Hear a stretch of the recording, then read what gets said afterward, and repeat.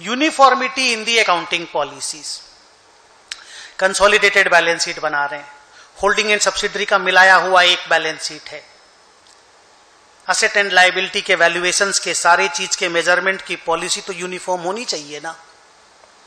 अब होल्डिंग कुछ policy follow कर रहा है, सब्सिडरी कुछ और पॉलिसी फॉलो कर रहा है, हम मिला के बैलेंस शीट बना दें ऐसे का ऐसे, दोनों के पॉलिसी को भी अलाइन नहीं करें, तो नोट्स ऑन अकाउंट्स में पॉलिसी के बारे में जब लिखने जाएंगे तो बोलेंगे holding follows this, subsidiary follows this, ये तो उचित नहीं होगा ना। तो सर फिर क्या करना पड़ता है, अकाउंटिंग पॉलिसीज को अलाइन करना पड़ता है, यूनिफॉर्म करना पड़ता है। सब्सिडरी कंपनी को बोलना पड़ता है कि भाई हमारी ये अकाउंटिंग पॉलिसी है, हम होल्डिंग है, हम पेरेंट है, तुम अपने बैलेंस शीट को मेरे पॉलिसी के हिसाब से रीड्राफ्ट कर दो, करके मेरे को भेज दो, हम बैलेंस शीट कंसोलिडेट कर लेंगे।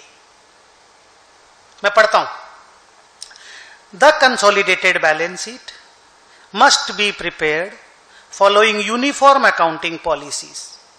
Accounting policies of parent normally becomes the accounting policies of consolidated balance sheet. So if the subsidiary is following different accounting policy than that of the parent, subsidiary has to prepare an additional set of financial statements as per the accounting policies of the parent for consolidation purposes. और उसके बाद फिर आराम से consolidation हो जाएगा। इस पे भी बहुत सारे क्वेश्चंस मेरी बुक में है, आप जब प्रैक्टिस करोगे तो आपको वो सम्स देखने मिल जाएंगे।